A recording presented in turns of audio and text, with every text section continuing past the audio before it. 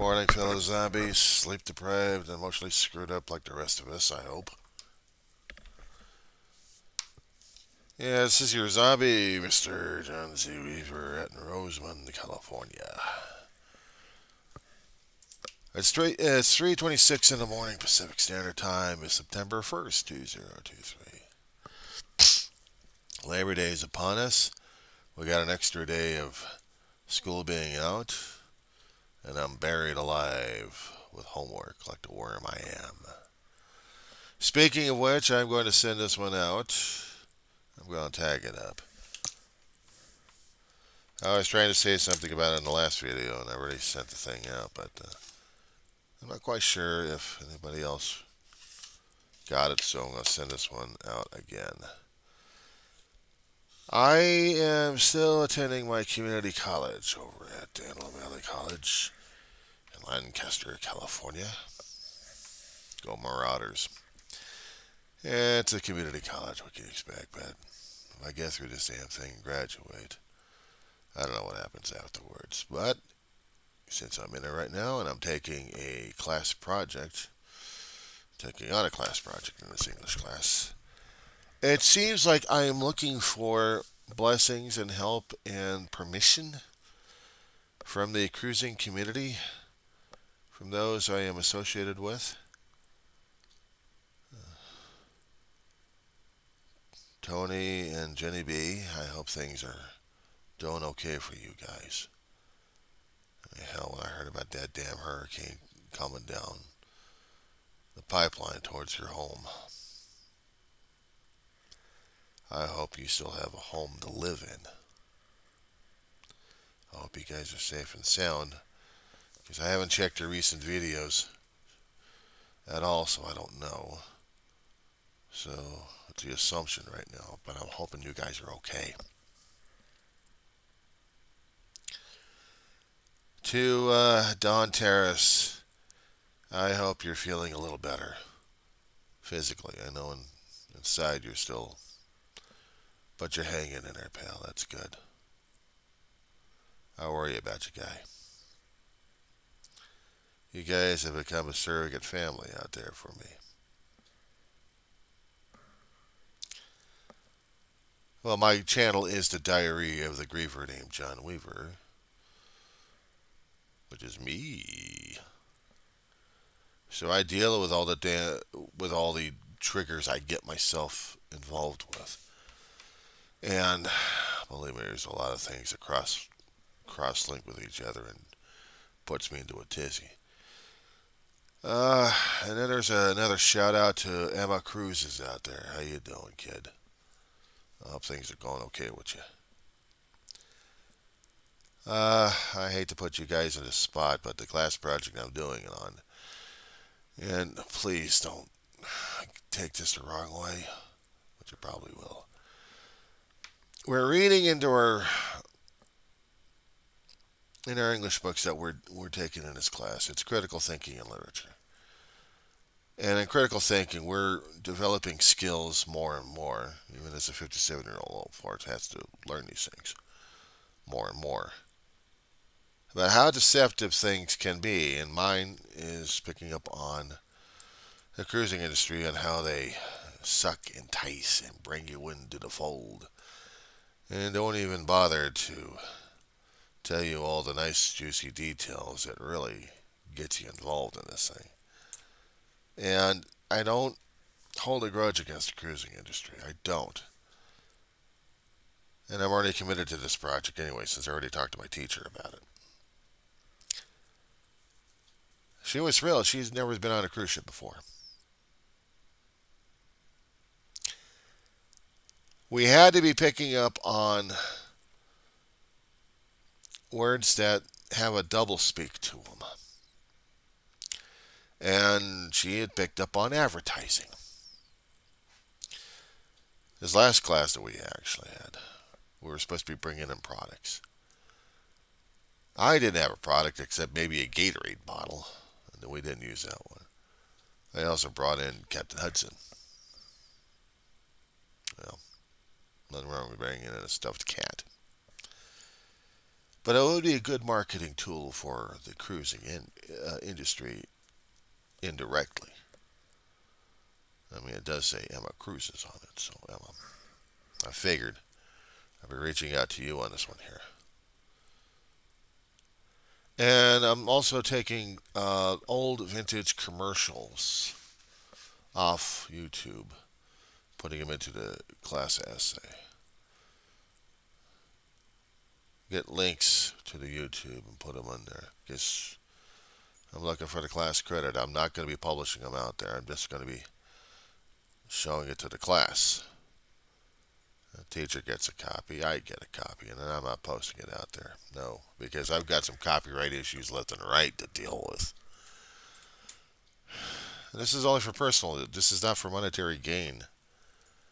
But I wanted to show the pros and cons, basically, of cruising. Now, I had been on the water once, and let me get a background story for you guys, okay? Now, if you guys been following my channel, you know how the camera shot is. So sometimes the angles change a little bit, slightly a bit, but you know what I keep trying to put into the camera angle all the time. And if you notice the chest, the that on the third shelf, well, memorial of those posted on the window pane there. The main reason why I do my channel. Memorial, grieving, and everything else in between. My mother was a bookkeeping income tax specialist for about 25, 30 years roughly. She had clients she dealt with. She had been in the business of being a bookkeeper and accountant controller in different places for a while. I forgot how many years. Well, let's see, it took about 94. No, 82 to 83 since Grandma's death. She had to go out there and expand uh, her accounting field. So when she got the inkling of becoming a bookkeeping income tax specialist, I mean, income tax specialist is one thing. Bookkeeping, it's basic accounting that you keep working at and you keep getting more and more experienced at the thing. But she really started doing her business back in the 90s. Was. Oh, I'll take it back. 89 to 90 when she started taking tax classes over at H&R Block. She met a few wonderful people over there, and they became family friends. Couldn't do taxes worth anything, but Ma was sharp enough to do it. And she began her business. A few clients here and there. She started it up, and she built it up, and she built it up. And by the time we were living, let's see, we were in Spalvita during that time, or North Hills they called it, along Woodley Boulevard. And we moved around. No, we moved to another location back in 92. Yeah, 92. End of it. No, take that back. It was 93. We moved into the house in Reseda that we lived in for about 12, 13 years roughly. Even during the 93 earthquake we had out here in Northridge. Ooh, what a nasty son of a bitch. Forget my language. I'm looking far because I'm trying to get in my memories on this one here. But my mother was building up her business during that time, so maybe it was less than 20 years. Oh, wait a second. Scratch. Hold on, wait. When did she go back in the gun? You get older, sometimes you get into these kind of memory blanks. I have to keep rolling back where the hell things took place. It was back in 88, 89 that she went in there. Okay. 90, 10. Oh, it was about 20 years for the business. Okay. Roughly 20 years on that one. And during those days, she had clients. She even had travel agents for clients. Well Rush Travel Agency that was based out in Encino at the time, Encino, California. There was a guy named Jerry. I never could quite remember what his last name was. Remember his car was disaster zone. His apartment was even worse. Anyway, it was a damn good travel agent though. She did his taxes, several years worth of it. Saved him a great deal on his tax work. The amount of money he would have paid in to Uncle Sam and also to the state would have been a hell of a lot more if she hadn't done this guy's books. She did, got him squared, and he was so happy about it. He gave my family cruising awards, shall we say. My mother, since she did all the work, she would get a 10-day Mexican Riviera. On board, God rest its soul, the old Sun Princess of Princess Cruises. Gosh, she was a gorgeous beauty. Oh God, she was sleek, she was beautiful, she was pointed at the end, but she had, the structural integrity on this beauty. Yeah, I drooled on this ship when I saw it the first and only time of it in real life. I wanted to go with her on this ship. She was magnificent to look at. My mother took a friend of hers. She had gotten the word about the cruise. She wanted to go. I mean, she was really, really excited about the thing. I'm getting off work during that time. And my brother and I and Ma are on a mad shopping spree in the local areas, getting clothing that she needs, talking to her friend, trying to see if she can get ready for this damn 10-day shit. Because several hours after that, we had to be at the port at noon. You talk about mad rush for a cruising situation. I would have lived in my clothes for 10 days. Just for a chance on this cruise ship. We had maybe about 2 or 3 hours of sleep if we were lucky enough. I had a call in work telling them I was not coming in. Family emergency happened. We got over to our friend's place about 5 o'clock in the morning. Still dark as hell out there. We're dragging her stuff, putting them into our van. And she's going on a cruise. And what did we get? The boys of Marianne? Well, we had a weekend excursion to Ensenada. Okay, this has got to be put into the tape here, okay? We get over to the port of Los Angeles. I'd never been there before. I'd been in LA. I'm a native of Southern California, but there are certain places I'd never been to in my life.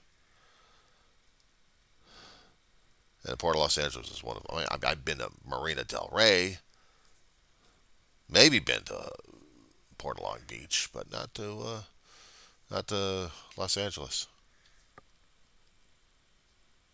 That's a shame, though. I'm a native. I should be going over to different places that I know in my territory, It's not my lifetime, but life happens, things happen, a lot of excuses. Anyway, we're coming over the hump. We're seeing we're well, the hump is the San Diego Freeway. We're heading into LA, and then we're going into the Long Beach. We're taking it down, and then we gotta travel across traffic like crazy on this one. Well, we're coming up to the harbor, and I'm seeing this white gleaming beauty here. Oh my God, I was drooling. I was in heaven. And I wasn't going on her. Mama and my friend D, a surrogate mother, Long story with this family here. Another video I'll tell you about. They had the chance and opportunity to do a 10-day on this beauty, this magnificent creature. I'd seen their version these days of the Sun Princess. I'm not impressed. I liked the other one better. It was maybe smaller, sleeker. But she had. Oh, yeah, I was drooling over this one. Oh, God, I never thought I could drool over a ship. But I did. They went for a 10-day. My brother and I were able to get the house cleaned up during that time. They come back. They had stories. They had pins. Lapel pins. Years after that, I had to lose the little darlings. Took pictures of the pins. But they didn't have any pictures concerning about. They didn't have any cameras with them. They just went out and had fun. I wish I had. I would have been drilling about it. The entire Mexican River area in 10 days on this ship. And they had to pay some money. They had to have a credit card for a few things here and there. And then about a month later, it was my brother's my time to go out. So we gathered our stuff together. We had to make sure Ma was going to be okay. She says, I'm fine, boys. Go out there and have a good time. Have a good weekend. Called in sick again. Oh, family emergency. No, I'll take that back. I'll take that back. I had put in a request in the company I was working at for vacation time. I had told them about it weeks ago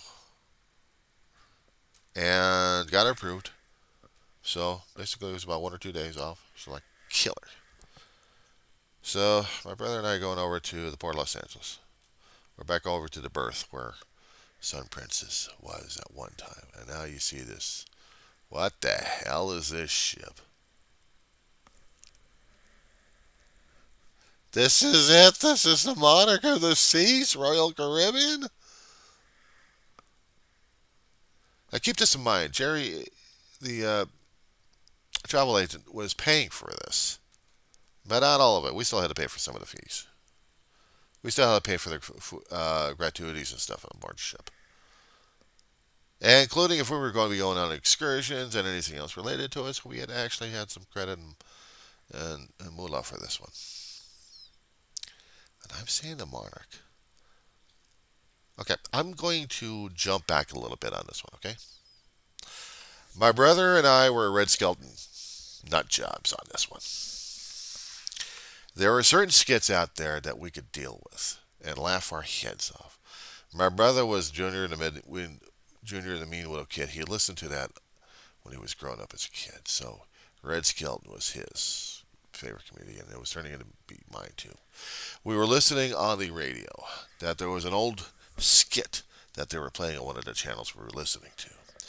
This was about Heathcliff and Gertrude, two seagulls. And they're in a harbor. They're in a perch looking at a berth. And on the berth, you have two guys in a dinghy right next to the berth, right next to the pier. And I think Heathcliff and Gertrude are talking to each other. Heathcliff, where's Gertrude? What do you see down there? I don't know. What do you see down there? Two dinghies in a dinghy. The way I wish I could have found that on YouTube and incorporated it somehow into this, because the way Red Skelton said it was a hell of a lot more funnier than I did. My brother were listening to this thing and we're cracking our heads off on this one. We're replaying the joke again and again and again. And it's like this was like the culmination of something building up to our trip. This was. We get over to the ship. It's the first time I've actually been into a cruise ship before, let alone I've seen it on Love Boat. I'd seen the other cruise ships in the commercials.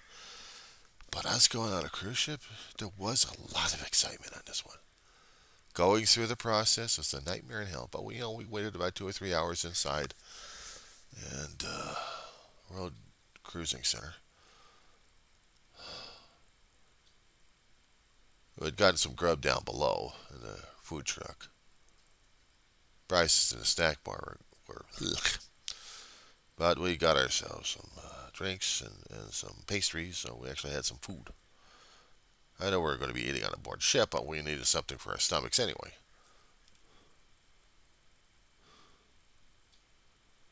And we're going through the lines, and David had an interest in shopping in Mexico. So did I. I wanted to get me a couple of replacements for my serapes, or at least an additional to the serapes. I still have them.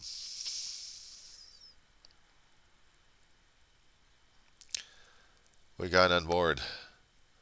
We're getting out of the building onto the gangplank. People are just talking and chattering like crazy. We go over to the photographers and get up pictures. I've got them. I'm going to have to post them again. I'm going to have to post them out there. I'll dig into the files on this one this weekend, hopefully. When we got closer to the ship, I managed to reach out and just touch it. I wanted to know if this was real or not. I really wanted to find out if this was actually legitimate or not. I'm like, are we here? Are we here? And we get on board. Goes through the doors to the portal. It was like walking into a 4 or 5 star. 3 levels up. Chandelier hanging above. Spiral case. And elevators to the side.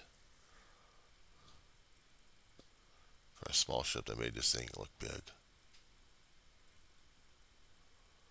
Now, we were told that we were not able to get to our cabins just yet. Okay, so we're going to do a little exploring, right? We're going to get some meat. So we found out where the Windjammer Cafe was. While people are trying to scatter about, we were heading over to Windjammer, and we got ourselves some grub and went over to the bow, to the front of the area. Windjammer was just facing the bow of the ship. Dave and I are eating, and then Dave nudges me. John, take a look. I look down there. We have 2 dock workers in a dinghy next to a berth. Smiled at each other. I go, Heathcliff. Yeah, Gertrude. What do you see down there? I don't know. What do you see down there? 2 dinghies in a dinghy.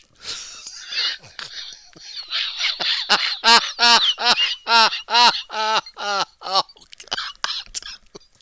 Oh, we laughed our asses off loud on this one. People were looking, what's going on? What's going on? What's so funny? What's so funny? And then when we do the act again, and then we're busting a gut. We're busting a gut. We're enjoying a lunch, and there was like about 20 people around us watching these 2 dock workers working in a dinghy next to the pier. 2 dinghies in a dinghy. I think that joke must have spread out through that entire trip. People are talking about that one. For the ones who've actually seen it, they were, where'd you hear this one? Red Skelton. A lot of people are like, yeah, we knew Red Skelton. We heard his music. They knew of Red Skelton. They knew of Red Skelton's work. So it was the start of a trip that had a lot of memories in this one. I did a video, maybe 1 or 2 of them. I'm going to have to find the links and probably hook them up to here as soon as I as soon as I find them, because I know they're on my channel in there somewhere. But here's the thing, guys. I wouldn't trade that trip for another. But I would love to go on another trip just to memorialize. I was too tired and too stressed out and too excited about the whole thing. I skipped dinner. I just slept. There are those days I could sleep without dinner. But the next day we were up. Well, I was up early. David was still sleeping. I took a video camera and and Polaroid with us. And let's see, David was still asleep in the morning, about 3 or 4 o'clock in the morning. I got up. I went over to the bow, actually to the, right above Windjammer Cafe. And I was feeling it. I was feeling the motion of the ocean. And I was getting closer and closer to Ensenada. There was still some lights. I wanted to get some video shots of it. I had to tell you about some things in life that were supposed to be kept precious and kept with you at all times. Throughout the years, we had a storage container that contained all those memories, including the videos. We had a storage container that contained those memories. Yeah, that pissed me off. That's another time to talk about those memories. But getting back to the trip, though. I had seen the coastline. I'm like, whoa, we're going back there, aren't we? Now, keep this in mind. Keep this in mind. Uh, Out there, we had. I had taken a trip to Mexico once with my family, about almost a decade or two earlier. We were going out to what we call TJ, but it's Tijuana, just for a day. I got scared as hell when I saw the hillsides looked exactly like San Diego. We got into Mexico and I was scared to death. But they actually had some nice people in the tourist areas over there and helped us out a great deal. We had a misadventure over there and wanted the TJ proper, not the tourist area. Thanks a lot, cabbies. But one cabbie actually did take us back and helped us do our shopping and stuff. I mean, these people were wonderful over there. That's how my brother and I got our serapis. I've got his now. And I was going to get more added to the collection.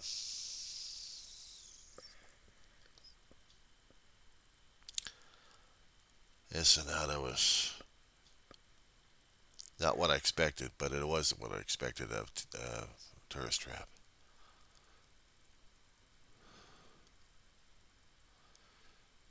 I guess my mind wasn't open enough to really examine the culture of this place. Because the thing is, guys, living in Southern California all my life, understanding California history as being part of Mexico, it didn't faze me enough. There have been portions of San Fernando itself and of Pacoima and maybe a couple other areas that looked almost similar to what Mexico looked like. So I was already accustomed to what it looked like, but I didn't really get accustomed to it unless I actually started walking in their country. Now, my brother made a mistake once. Don, Tony, Emma, well, Emma, you had been out here in the Southern Cal. But Tony and Don, you guys have. Now, what's one of the rules that you never ever do? Think back, guys. You're in a foreign country. What's the one thing you don't flash? Unless, of course, you want to be hounded by two-legged wolves. My brother made the mistake. We should have counted the cash before we left the ship. We counted it after the ship.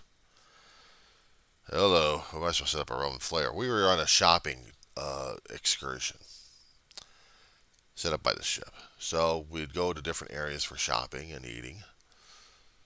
Always looking for a tie. Apparently during those days they still had formal days. And that night would have been a formal day, and I didn't have any ties with me. I had a dress shirt, dress pants, shoes, and I wanted to wear a tie. But the ties they had, let's just say I'd rather bury them alive like the worms they are. I wanted to go over to TJ, see if they had any ties. We had to go outside the tourist area a little bit walking. That's where we did the flash. And that's where we picked up the wolves. We went into this department store. We grabbed a tie. Pretty decent looking tie, too. And David noticed the wolves. We were hurrying as best as we can. We got into the tourist area and they were still following us. They were about to nail us. Well, we lost them. And we went into McDonald's to get some French fries. Share with each other. And just had our bottles of soda with us because we had a backpack. So we had been to, when we got off the ship, there was this tourist shop out there. We grabbed sodas, liter bottles. I had Sprite, Dave had a Coke. And we're drinking and eating at McDonald's, watching the wolves. Where'd they go? Where'd they go? Where'd they go? Where'd they go? And they disappear. And then we leave. We joined our shopping group. We went over to see a show, a dance show. That was cool. And we went back to the ship, and my brother was like, he was berating himself at this point over here. Now, he's the one who kept trying to tell me all these safety things going on in life. What to do, what not to do, what to do, what to do. And he does this thing, and he's kicking his butt on this one. I mean, he's kicking his butt seriously on this one.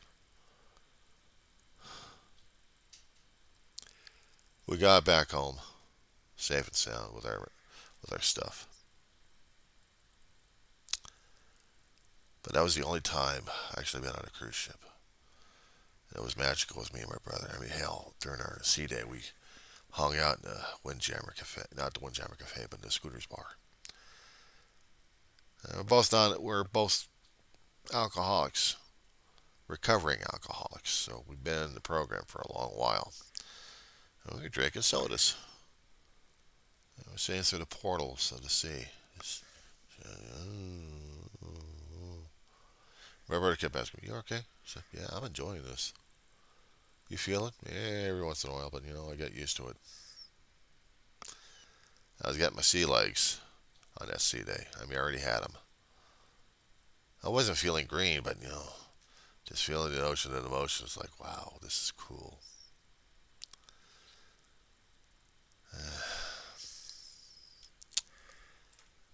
Guys, the reason why I keep doing my channel is to relive the memories, the feelings, the emotions, the triggers. My brother passed away in 2018, my mother in 2013.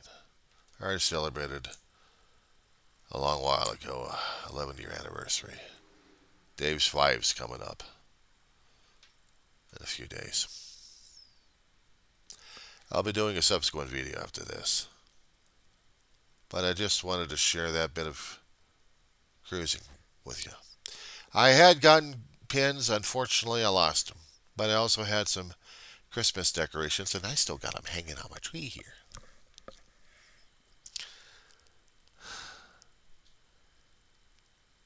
Tony, M, Don, After 3 days in that ship, I never wanted to leave. She was a good ship. She got a good crew. She had a good staff on board. Had some good shows on there too, Don.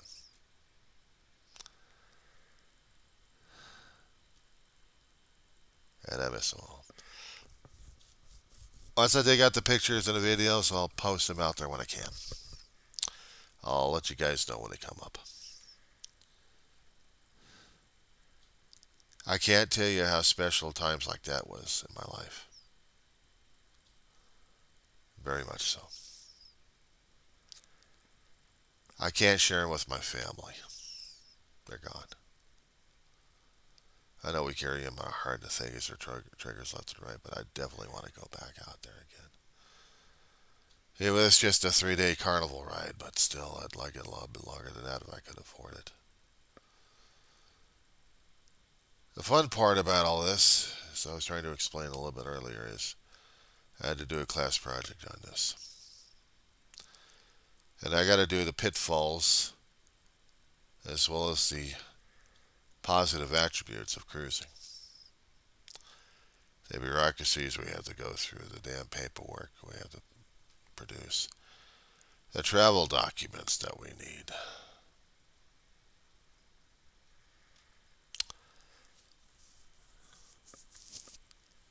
Aren't they fun? Anyway,